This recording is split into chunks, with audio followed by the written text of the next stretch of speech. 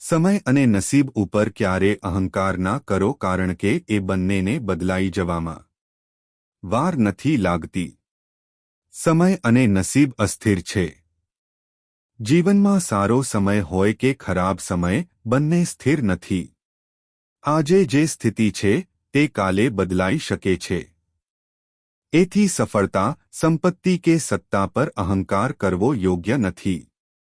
જ્યારે માણસને સારો સમય મળે છે ત્યારે તે ઘણીવાર અભિમાન કરીને પોતાને અપરાજિત માને છે. પણ સમય પલટાઈ શકે છે. એથી નમ્રતા અને સમતા જાળવવી જોઈએ. જો હાલ ખરાબ સમય ચાલે છે તો યાદ રાખવું કે તે પણ બદલાઈ જશે. એથી ધીરજ રાખવી અને હિંમત ન છોડવી. વિનમ્રતા, ધીરજ અને સમતાનો ભાવ રાખવાથી માનસિક શાંતિ મળે છે અને સંબંધો મજબૂત બને છે.